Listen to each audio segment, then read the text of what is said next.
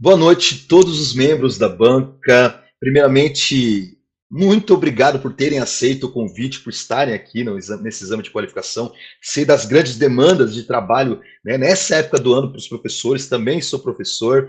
Eu vejo o professor Marcelo aí, se não me engano, tem 3 ou 4 exames de qualificação que está acompanhando, orientandos dele, então está uma correria. Então, portanto, muito obrigado, professor Flávio, muito obrigado, professor João, muito obrigado, professora Marcele, por ter aceito esse convite para estar aqui nesse exame de qualificação. O título do estudo, né, o título do meu projeto de pesquisa é um estudo sobre a evolução da acessibilidade de aplicações móveis na perspectiva de usuários com deficiência visual. Professores, os objetivos dessa apresentação é contextualizar o meu trabalho, contextualizar a minha pesquisa, apresentar os avanços que nós fizemos até hoje, tá? São bons avanços, apresentar, abordar as metodologias dos nossos estudos, também apresentar resultados preliminares, que são bons resultados, já temos artigos publicados, e também os próximos passos, apresentar os próximos passos para conseguirmos concluir essa pesquisa. Para contextualizar, professores, eu trouxe esse slide para trazer um panorama das pessoas com deficiência no mundo. Eu não vou apresentar dado a dado, mas dá para perceber que os dados são relativamente bem distribuídos, né, levando em consideração que a Europa tem mais de 20% da população tem algum problema, alguma deficiência física, e a região que tem menos pessoas, né, comparado com deficiência física, que é 12,8%, é na África. Esses dados, né, vêm da Organização Mundial da Saúde. Um dado importante, né, 16% da população mundial tem algum tipo de deficiência física. Então, mais de 1,3 bilhão de pessoas. Esses dados são alarmantes, demonstram que muitas pessoas que sofrem por causa de barreiras, né, de acessibilidade no dia a dia. Ainda, né, continuando nesse panorama, só que agora trazendo para o Brasil, nós temos aqui do lado esquerdo o mapa do Brasil, só para contextualizar as regiões, mas o que é importante são os dados aí do lado direito. Então, essas características gerais das pessoas com deficiência no Brasil, né, pessoas de 2 ou mais anos de idade, sendo que com alguma deficiência, 17 milhões de pessoas, ou seja, 8,4%. Física, membros inferiores, 7,8 milhões. Visual, 7 milhões, ou seja, 3,4%. A física, 5,4 milhões, mais de uma deficiência, 5,3 milhões, mental, 2,5 milhões, auditiva, 2,3 milhões. Eu deixei em destaque o visual, que é o público-alvo do nosso projeto de pesquisa. Ainda continuando o panorama com os dados importantes, só que agora trazendo dados referente nível de ocupação, né, as pessoas que estão no mercado de trabalho, essas pessoas que têm algum tipo de deficiência. Deixei em destaque o visual, que é o nosso público-alvo, 32,6%, né, das pessoas que estão no mercado de trabalho, que têm algum tipo de deficiência visual. Então, assim, são números alarmantes, e é importante a gente trabalhar para tentar reduzir, né, pelo menos as barreiras digitais para essas pessoas. Agora, ainda continuando a contextualização, mas trazendo informações da Organização Mundial da Saúde, o que vem a ser uma pessoa com deficiência? Pessoas com deficiência têm impedimentos físicos, mentais, intelectuais ou sensoriais. Nessa imagem, do lado esquerdo, nós temos uma imagem de um piso tátil, que é extremamente importante para uma pessoa que é cega ou para uma pessoa de baixa visão para conseguir se locomover em algum lugar físico. Outro exemplo de uma acessibilidade é um ônibus que tem elevador específico para conseguir colocar um cadeirante e transportar um cadeirante. Indo para o lado direito, essa figura maior, um edifício onde nós temos rampas de acesso, nós temos corrimãos, que isso ajuda a ter acessibilidade para pessoas que têm algum problema, alguma deficiência que atrapalha a mobilidade. Abaixo nós temos um equipamento, componente em braille, que ajuda um cego, por exemplo, a conseguir identificar onde ele está, onde está localizado, por exemplo, muito utilizado em shoppings ou em lugares públicos que precisa se locomover. Também nós temos uma figura representando que é importante ter acessibilidade em lugares de lazer e cultura. Aqui é um cinema, onde tem lugares reservados para cadeirantes. Agora trazendo, né, já essa importância também para o mundo virtual, fazendo um paralelo, uma comparação paralela entre as barreiras, tanto no mundo físico quanto no mundo virtual. No mundo físico, eu trouxe um exemplo clássico, né, um ônibus, um transporte público, que infelizmente não tem um elevador para ajudar a colocar o cadeirante. Eu coloquei uma figura, essa, na verdade, imagem, essa foto eu tirei na semana passada da academia onde eu treino, academia recém-inaugurada de uma grande rede de academias, inclusive coloquei aqui uma foto do que tem um banheiro PCD, mas no piso de baixo, mas não tem rampas para subir para estar no piso superior, não tem elevador para estar no piso superior, aonde o piso superior é onde tem todos os equipamentos basicamente para treinar os membros superiores. Então, muito mal projetado, inclusive já reportei isso à direção. Agora, do lado direito, nós temos barreiras, né, problemas encontrados em aplicativos. Na primeira imagem do mundo virtual, aparentemente está tudo ok. Eu até coloquei em vermelho para a gente identificar. Só que, nesse caso, não está ok para uma pessoa, por exemplo, que precisa de um leitor de tela, porque não tem acessibilidade, não suporta tecnologias assistivas como leitor de tela. Do lado direito, né, nós temos uma figura já com falta de contraste no botão no Tanks, que isso atrapalha muito uma pessoa que é daltônica, uma pessoa que tem baixa visão. Dando continuidade, né, continuando-se sobre a importância da acessibilidade digital dos aplicativos móveis, nós sabemos, professores, que no dia a dia são essenciais a utilizar aplicativos móveis, tanto para banco, serviço como saúde, compras e pedidos de comida, mas, infelizmente, muitos usuários ainda enfrentam dificuldades ao usar esses aplicativos. O Ian, em 2019, trouxe em seu estudo sobre os principais desafios da acessibilidade. E ele trouxe que problemas de contraste inadequado, problemas de rotulagem de ícones e botões, uma navegação confusa e pouco intuitiva. E para reduzir isso, né, esses desafios, o Google Material Design tem os princípios para o design acessível. O Google Material Design são diretrizes que o Google tem para desenvolver aplicativos Android. E ele traz alguns princípios. 3 deles: honrar os indivíduos, permitir personalização, aprender antecipadamente, entender as necessidades dos usuários, ter requisitos como ponto de partida. Professores, vocês sabem, assim, uma fonte riquíssima de informação para atender, né, para entender os usuários, são as avaliações de usuários em lojas de aplicativos, que ajuda, até deixei em negrito, né, os dois princípios, os últimos princípios, que essas avaliações conseguem atender principalmente esses dois princípios. Trazendo um exemplo de o que vem a ser uma avaliação de usuário, nessa tela é um print que eu tirei aqui do meu computador, aonde de uma loja de aplicativos, na loja de aplicativos é possível você fazer o download e também emitir um comentário e fazer uma avaliação. Eu peguei o primeiro exemplo aí, que é um aplicativo do governo federal, onde eles têm aqui as avaliações, são mais de 7.000 avaliações desse aplicativo. A pontuação é de 1 a 5 estrelas, aqui no caso ele está com 4,7 estrelas, e tem as avaliações. Então, através dessas avaliações, os desenvolvedores conseguem trazer requisitos. Então, é muito importante essas avaliações. O professor Ellen, em um dos seus estudos, trouxe que os usuários decidem usar ou não o aplicativo com base em revisões. Então, quero instalar um aplicativo no meu aparelho. Eu vou analisar as revisões, analisar as avaliações para ver se é interessante ou não.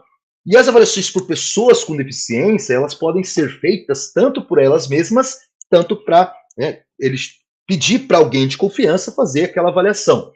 E as demandas dos usuários influenciam novas versões. O estudo de Paloma traz isso e realmente muitas empresas, desenvolvedores, pegam essas avaliações e é influenciado para construir, desenvolver novas versões. Um estudo de Liu, em 2023, importante estudo, traz que avaliações desempenham algumas funções, né? Solicitação de novas funcionalidades, relato de falhas e questionamento de alterações. Agora eu vou trazer para vocês, para a gente analisar, os estudos realizados, porque existem vários estudos realizados sobre avaliações dos usuários. O primeiro deles é com foco, né, são alguns focos diferentes. O primeiro deles tem o foco na caracterização de problemas gerais de acessibilidade. Também um estudo feito pelo professor Marcelo Heller, né, conduzido por ele, traz uma amostra de 214 mil avaliações de 701 aplicativos Android. O método, né, de avaliação foi correspondência de string e uma inspeção manual, e foi a conclusão que 2.600 avaliações foi focadas no tema acessibilidade. E as avaliações sobre acessibilidade são escassas. Eles concluíram que realmente, infelizmente, ainda as avaliações sobre acessibilidade são escassas e focadas no modo de cores, zoom, personalização e tamanho da fonte. Outro estudo similar a esse foi o estudo de Ascheban, em 2020, onde ele tem uma amostra de 704 revisões de 102 aplicativos móveis. A conclusão é que 150 revisões dessas avaliações foram falando sobre falta de rótulos, tamanho de texto e contraste de cores. Outro foco, agora, ainda analisando as avaliações de usuários, só que um foco em tipos específicos de deficiência, foi um estudo, um importante estudo em 2023, que traz que a amostra foi de 180 milhões de avaliações de 340 aplicativos populares. O resultado foi de 4.999 mil avaliações associados a deficiências visuais. Um importante estudo, um artigo publicado nos maiores, um dos maiores eventos do mundo de interação homem-computador, que foi o CAI do ano passado, o CAI de 2023. Outros estudos realizados sobre análise e avaliação, agora com foco em questões de acessibilidade de aplicativos específicos. O aplicativo foi o Blackboard, concluiu que 31% das avaliações relacionadas à acessibilidade. E a conclusão é que alguns motivos que tornam o aplicativo inacessível é a falta de notificação, indisponibilidade de legenda e animações que distraem. Outro foco, um estudo diferente, agora voltado para a proposta de algoritmos de aprendizagem de máquina, analisando as avaliações também. O objetivo foi classificação automatizada de avaliações. Fizemos uma varredura na literatura e não foi encontrado estudos, não eram encontrados, porque agora vai ser encontrado, porque nós já temos estudos publicados sobre isso. Mas não foram encontrados estudos que investiguem como os usuários percebem o impacto das atualizações dos aplicativos. Foi encontrado estudo, só que assim, estudando sobre diferentes versões, tá? De diferente contexto. Ascheban, ele analisou diferentes versões e tentando entender a diferença de taxa de inacessibilidade entre versões subsequentes de 60 aplicativos móveis. O que vem a ser taxa de inacessibilidade? Eles fizeram um cálculo pegando os componentes de uma tela que tem problemas de acessibilidade dividido pelo total de componentes dessa mesma tela. E eles chegaram à conclusão que 47% das atualizações melhoraram a acessibilidade, 28% das atualizações tornaram o aplicativo menos acessível, e concluíram ainda, dentro desse artigo, que essas melhorias não garantem que houve correções de violações de acessibilidade, porque pode ser que novos elementos com menos problemas tenham sido adicionados. Outro estudo analisando diferentes versões sobre acessibilidade do Shen, em 2022. Eles avaliaram 3 últimas versões de 60 aplicativos móveis e concluíram que 57 aplicativos, ou seja, 82%, não mudaram o número de problemas, 10 aplicativos, ou seja, 14%, tiveram um aumento de problemas, 3 aplicativos, ou seja, 4%, tiveram diminuição de problemas. Trazendo também outros estudos referente à análise de diferentes versões da atualização, referente agora outros contextos, agora o contexto de complexidade do aplicativo. Será que o aplicativo ele melhora ou piora conforme, referente à complexidade, conforme vai atualizando? Gao, em 2019, e colegas, trouxe que a complexidade não muda significativamente durante as atualizações. Agora, outro foco, voltado agora para a segurança dos aplicativos, Taylor analisou também e entendeu, concluiu que atualizações não aumentam a segurança, na verdade pode aumentar vulnerabilidades. E nesse artigo, a hipótese inicial deles era que durante as atualizações, a ideia era que a segurança aumentava, mas não, ela pode aumentar as vulnerabilidades. Terceiro terceiro foco foi a usabilidade e manutenção, tá? Também analisando diferentes versões. NIAB e colegas em 2018 concluíram que o excesso de funcionalidades impacta negativamente a usabilidade, consumo de recursos e manutenção. Então, a motivação, a grande motivação desse estudo, do primeiro estudo, foi a limitação dos estudos atuais, é claro, também a possibilidade de ajudar mais de 7 milhões de pessoas no Brasil que tem alguma deficiência visual. Então, o foco dos estudos anteriores é na quantificação das violações de acessibilidade em diferentes versões do mesmo aplicativo e com ferramentas automatizadas. Então, falta estudos sobre a percepção dos usuários em relação a mudanças na acessibilidade. Então, essa é a lacuna que nós preenchemos, que é investigar a percepção dos usuários sobre o impacto das atualizações na acessibilidade. O objetivo do estudo foi analisar, né, essa evolução de acessibilidade de aplicativos móveis na perspectiva dos usuários e, especificamente, identificar problemas de acessibilidade percebidos, identificar melhorias de acessibilidade percebidas, também identificar, importante, as consequências práticas das barreiras introduzidas e identificar sentimentos e emoções dos usuários. Agora, nós vamos ver a metodologia desse primeiro estudo, foi exatamente analisar as avaliações de acessibilidade em lojas de aplicativos do Google Play Store, e o foco foi das avaliações que mencionam mudança de acessibilidade, tá? Após as atualizações. Com relação à amostragem dos dados, qual foram os dados que nós utilizamos?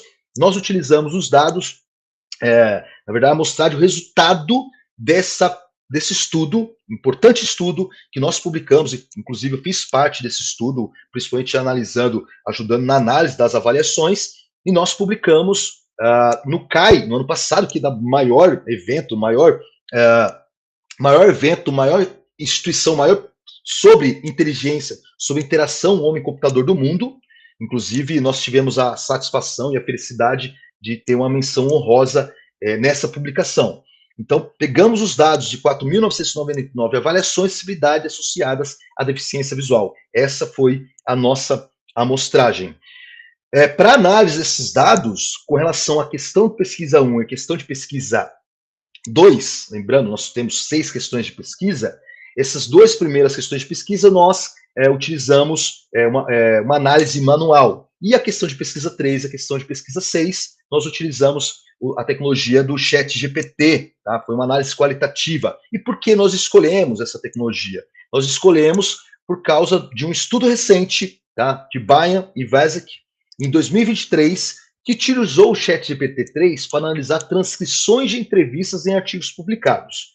Então, eles fizeram a comparação com análises qualitativas humanas em conferências importantes em direção ao humano-computador. Eles pegaram alguns artigos que tinham entrevista, transcrição de entrevistas, já estavam feitas análises de pessoas, né, de pesquisadores, e colocaram o ChatGPT-3 para analisar também. E eles chegaram ao resultado que o ChatGPT-3 gerou discussões e análises lógicas similares a de pesquisadores humanos. Então, foi essa a inspiração que utilizamos o ChatGPT-4, no caso, tá, que é uma versão melhorada dessa tecnologia. Tá? Os resultados, agora eu vou trazer para vocês um resumo dos resultados desse estudo, dessa primeira parte do estudo 1, que nós publicamos ano passado num importante evento do IHC em Maceió, inclusive foi um dos 5 melhores artigos publicados. Então, os resultados, para facilitar, eu trouxe a questão de pesquisa e os resultados. Tá?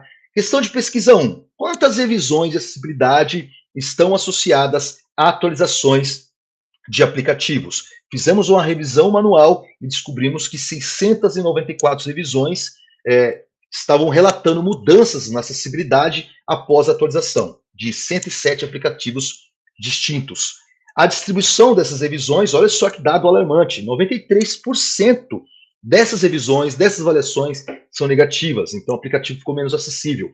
7% positivas, o aplicativo ficou mais acessível, e 14% do conjunto dos dados, original, né, 4.999 revisões. Então, foi 14% desses dados original. Questão de pesquisa 2, quais são os componentes e recursos de interface, mencionados nas revisões de acessibilidade de atualização? Os mais comentados dentro da avaliação, dessas avaliações dos usuários, foi conflito com o esquema de cores. Então, a remoção do modo escuro foi muito criticado, porque muitos aplicativos, depois de atualização, eles tiraram a remoção, tiraram o modo escuro. Então, eu trouxe aqui um exemplo de uma avaliação, pior atualização de todas, eles simplesmente removeram o modo escuro. Meus olhos estão cegos agora. Facebook, percebam, são grandes empresas que ainda têm problemas de acessibilidade, mantém problemas de acessibilidade dos aplicativos. Outro componente muito citado é a incompatibilidade com tecnologias assistivas. Então, leitores de tela não funcionando corretamente. Um exemplo, não consigo confirmar a viagem do Talbec após essa atualização. A empresa Uber. Outra componente muito citado nas avaliações foi o tamanho de fonte reduzido ou não ajustável. Então, depois da atualização, o usuário não conseguia mais utilizar, não conseguia aumentar o tamanho da fonte ou diminuir o tamanho da fonte. Aqui um exemplo, a nova fonte é terrível, é difícil de ler, causa cansaço nos olhos. Outra grande empresa, Twitter. Questão de pesquisa 3. Quais são os principais problemas relatados nas revisões de acessibilidade de atualização? Esses problemas mais citados foi remoção de recursos de acessibilidade. Né? No caso, modo escuro. Então, tiraram o modo escuro, configuração de fonte ou cor, texto para fala, né? Mudanças no layout, dificuldade de compreensão e navegação, falta de suporte para tecnologias assistivas. Então, tecnologias assistivas não suportadas. Então, depois da atualização, parou de funcionar o Talbec, por exemplo, né, que é um leitor de tela. Não conformidade com configurações de acessibilidade, então tamanho de fonte menor, contraste de cores. Então, são esses principais problemas relatados. A questão de pesquisa 4, também nós analisamos as melhorias. Então, quais são as melhorias de acessibilidade relatadas nas revisões de acessibilidade de atualização? Então, foi a capacidade de alterar a cor do fundo e o tamanho da fonte, foi citado como uma melhoria, maior compatibilidade com tecnologias assistivas, introdução no modo escuro, também foi comentado o aumento do tamanho da fonte, tipo de fontes mais fáceis de ler, melhoria na diferenciação de cores, opções de voto de cores, melhoria no controle de brilho, layout e interfaces mais adaptáveis. Então, são informações importantes, né? Mesmo que são poucas avaliações que viram melhorias, apenas 7%, mas são informações importantes para que o desenvolvedor possa analisar, prestar mais atenção quando for atualizar o seu aplicativo para publicar em lojas de aplicativos. Questão de pesquisa 5. Quais são as principais consequências práticas para usuários relatadas nas visões de acessibilidade de atualização? Então, as principais consequências práticas, dificuldade na usabilidade. Então, problemas, muitos usuários reclamaram que tinha problemas para usar aplicativos, problemas práticos, dificuldade para ler o conteúdo, problemas ao utilizar o leitor de tela. Em casos mais graves, até incapacidade de concluir operações, tá? Até impactos físicos e emocionais, né? Por causa dessas consequências, muitas pessoas estavam reclamando de ter cansaço nos olhos, dores de cabeça e também um estresse emocional. Por último, não menos importante, a questão de pesquisa 6, quais sentimentos são expressos nas revisões de acessibilidade de atualização? Importante técnica, né? Analisar os sentimentos. Nesse estudo, nós dividimos em 3 grupos: sentimentos negativos, sentimentos positivos, sentimentos neutros. Sentimentos negativos estão frequentemente associados a atualizações que reduziram a acessibilidade. Então, não consigo mais usar aplicativo porque perdi a visão. Um exemplo de uma avaliação: odeio a nova cor do fundo. Sentimentos positivos refletem que alguns usuários apreciaram, né, os esforços dos desenvolvedores e suas esperanças por melhorias futuras. Exemplo de uma avaliação é: muito obrigado por fazer um aplicativo tão acessível. Outro: Deus te abençoe. Sentimentos neutros indicam que as mudanças não impactaram significativamente a experiência do usuário, e normalmente porque tem algum problema de acessibilidade, mas não assim aquele problema que causa tanto desconforto para ele poder avaliar. Então, um exemplo: por favor, desfaça essa atualização e vote com o que se tomava ser, por favor. A conclusão dessa primeira parte do estudo 1, então os resultados principais, evidência de que a evolução do aplicativo impacta a acessibilidade. A maioria das revisões relata, infelizmente, declínio na acessibilidade, implicações: impacto severo na percepção, compreensão e operação dos aplicativos, até possíveis dores físicas, Sentimentos negativos e estados emocionais, os insights, principais insights, não se pode presumir que aplicativos permanecerão acessíveis ao longo da evolução. Claro, né? Então, muitos desenvolvedores, às vezes, eles analisam a acessibilidade no início, quando vai construir, quando vai desenvolver, mas nas atualizações esquece essa acessibilidade. Frustração dos usuários a encontrar barreiras e aplicativos antes acessíveis e necessidade de definir objetivos de acessibilidade intencionalmente durante a evolução.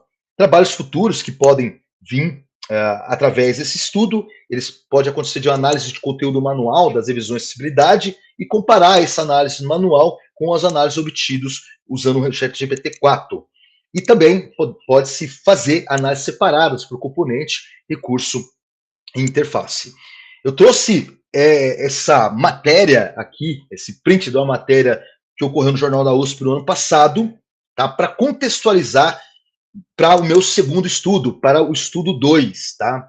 Então, olha essa matéria, é uma chamada que trouxe, que estudo revelou que apenas 0,003% das avaliações recebidas pelos aplicativos menciona aspecto de acessibilidade, estão associadas a alguma deficiência visual ou condição ocular. Então a pergunta que vem, mas por quê? Né? Por quê? Por que tão poucos usuários com deficiências relatam suas experiências com a acessibilidade das aplicações, sejam elas negativas ou positivas? Essa é a pergunta base, a pergunta-chave do nosso segundo estudo, do estudo 2. Fizemos uma varredura na literatura, procurando saber sobre, se tem na literatura, sobre fatores e barreiras da avaliação, e não foram encontrados estudos que investiam as motivações e barreiras que levam os usuários a optar ou não a compartilhar suas perspectivas, né, na qualidade de aplicativos que utilizam no contexto de acessibilidade digital. Existem, tá, diversos estudos que investigam as motivações e barreiras em outros contextos. Vou apresentar os principais para a gente, né, que foi extremamente importante para a gente criar as hipóteses desse estudo. Então, Picasso, em 2010, colegas utilizaram a teoria ampliada do comportamento e o framework Big Five. Eles estudaram 171 compradores online, aplicações, aumentar o número de avaliações online para obter informações mais precisas sobre a transação, produtos ou serviço. Tong utilizou também uma teoria vinda lá da psicologia, teoria da motivação. O experimento foi com 168 estudantes universitários. E os fatores que influenciam: satisfação em ajudar os outros consumidores, satisfação em influenciar o comerciante, melhoria da autoimagem e recompensas econômicas. Dando continuidade nos estudos sobre fatores e barreiras para a avaliação, Chong e Li, em 2012, eles investigaram o uso do boca a boca eletrônico e plataformas de opinião de consumidores. Tá? Amostra usuários da plataforma OpenRice.com em Hong Kong e Macau. Essa plataforma é uma plataforma que tem mais de 15 mil restaurantes cadastrados lá em Hong Kong e Macau. A conclusão: sentimentos de pertencimento e prazer de ajudar são cruciais para a intenção de compartilhar informações. Outro importante estudo de Shippen e Marshall, em 2013, eles investigaram atitudes e comportamentos em relação à avaliação online. O estudo com 216 participantes usando o questionário. Os resultados: que motivações incluem compartilhamento de experiências, contribuição para a comunidade, influenciar a reputação, além de uma compensação financeira. Continuando os estudos, em 2014, King traz que realizaram uma revista sistemática sobre o boca a boca eletrônico e concluíram que o boca a boca eletrônico é fundamental para a construção e manutenção de marcas e produtos. Outro importante estudo, Fleck, em 2019, ele trouxe, desenvolveu um protótipo, eles desenvolveram um protótipo de sistema para facilitar a contribuição de avaliação online. Barreiras: a falta de tempo, não ver valor na opinião, muitas avaliações existentes, preocupações com privacidade.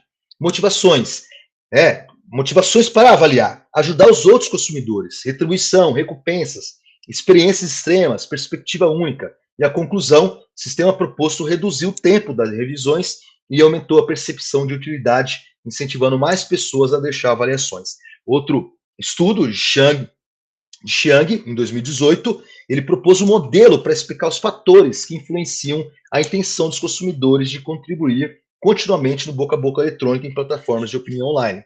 O estudo, com 438 colaboradores, o Jepin.com, que é uma comunidade online, das maiores comunidades online da China, e a conclusão, resultados indicam que a satisfação e o compromisso afetivo são determinantes para retornarem e contribuírem com as avaliações, né, para dar continuidade. Nós fizemos um resumo de todos os fatores e barreiras e trouxemos esse slide. Então, as principais barreiras: a falta de tempo, não ver valor da própria opinião, existência de muitas avaliações, preocupações com privacidade de dados e motivações, ajudar os outros consumidores, né? Então, uma motivação para avaliar, retribuição para avaliações anteriores, recompensas monetárias ou descontos, experiências extremas, né, muito boas ou muito ruins, e adicionar uma perspectiva única, né, caso eles tenham ali uma contribuição única para avaliar. É através desses estudos, através dessas barreiras, dessas motivações, nós elaboramos as hipóteses desse estudo, do estudo 2. Então, as hipóteses, motivos para compartilhar as experiências. Então, contribuir para a melhoria dos aplicativos, em caso de barreiras de acessibilidade. Também incentivar o bom trabalho, indicar acessibilidade, em caso de experiências positivas. E motivos para não compartilhar as experiências, né, o outro lado, desconhecimento de mecanismos viáveis para compartilhar opiniões. Então, eu não compartilhei porque eu não conheço, ou desconhecimento de que opiniões são utilizadas pelas organizações. E percepção de que a opinião não será considerada, também é uma hipótese que nós definimos baseado nos estudos. Através dessas hipóteses, criamos os objetivos. O objetivo geral é realmente identificar fatores que levam a um baixo relato de experiências sobre a acessibilidade de aplicativos móveis. Objetivos específicos, porque motivo para não compartilhar experiências negativas de baixa acessibilidade. Qual que é o motivo? Porque eu tenho essa experiência negativa, porque eu não compartilho. E motivo para não compartilhar experiências positivas de alta acessibilidade. A metodologia que vamos utilizar é uma abordagem mista, né, combinação de métodos quantitativos e qualitativos para obter uma visão holística. O quantitativo é um questionário online com perguntas fechadas para coletar dados estruturados sobre prática e motivações. Então, temos quantitativos e qualitativos. Dentro desse questionário vão ter perguntas abertas e perguntas fechadas. Perguntas fechadas vai ser do lado quantitativo, perguntas abertas, análise qualitativa. Como que estamos recrutando os participantes? Através de conveniência, né, redes sociais, LinkedIn, contatos pessoais e comunidades. Já estamos entrando em contato com essas pessoas. Bola de neve, né, com a técnica que vamos recrutar participantes e pedir para esse participante indicar potenciais participantes. E o objetivo dessa amostra é que ela seja diversificada e representativa da população-alvo. Importante dizer, professores, que tanto o projeto como o questionário eles já foram aprovados pelo Comitê de Ética e assim trazendo que essa pesquisa vai ter os padrões éticos, né, necessários para darmos continuidade nessa pesquisa. Nós vamos para as considerações finais, primeiro trazendo as relevâncias dessa pesquisa. Então, a análise das avaliações de usuários sobre atualizações de acessibilidade dos aplicativos móveis vai ajudar a entender o impacto dessas mudanças, investigar as razões por trás das decisões dos usuários de relatar ou não sua experiência de acessibilidade digital, que é importante, é relevante. Também esclarecer por que há poucas avaliações relacionadas à acessibilidade. Benefícios, são 5 grupos que já estão sendo beneficiados com essa pesquisa. Então, usuários com deficiência, então resultados que podem levar a uma experiência digital mais inclusiva e acessível. Comunidade em geral, então maior entendimento sobre a importância da acessibilidade pode promover uma mudança cultural em relação à inclusão digital. Desenvolvedores de aplicativos, então insights valiosos sobre a acessibilidade dos usuários com deficiência, se guiando no desenvolvimento de aplicativo mais acessível e inclusivo. Também as organizações, então, adotar práticas que promovam a acessibilidade digital, demonstrando esse compromisso, né, com a igualdade de acesso. E também os pesquisadores, né, contribuições significativas para o campo de acessibilidade digital, abrindo novas áreas de estudo e investigação. Nós temos alguns trabalhos publicados, vindo também desse projeto, que fazem parte desse projeto. Já foi citado, lá nós publicamos no CAI no ano passado, e houve, né, teve essa importante premiação, né, que foi uma menção honrosa, e também publicamos um artigo diretamente ligado a esse projeto de pesquisa no IHC do ano passado. Inclusive foi um dos 5 melhores artigos do evento. Também nós temos divulgação de científico, o exemplo foi no Jornal da USP no ano passado, e agora nós vamos ver atividades do cronograma, que muitas coisas já foram cumpridas, já foram alcançadas. Então, a habitação de crédito já foi alcançado, eu alcancei em março a dezembro, uma pesquisa bibliográfica sobre o assunto, ainda desde janeiro de 2002 até agora, em 2024, nós estamos pesquisando a pesquisa bibliográfica, fizemos uma pesquisa sobre a percepção dos usuários a respeito da acessibilidade, aplicações após a atualização. Então, essa pesquisa, essa construção de base de dados já foi feita, de maio a agosto de 2022, construção de base de dados e avaliação de acessibilidade relacionadas à evolução da aplicação, dos aplicativos, de setembro de 2022 a abril de 2023, análise e avaliações de acessibilidade sobre mudanças após alguma atualização, de janeiro a agosto de 2023,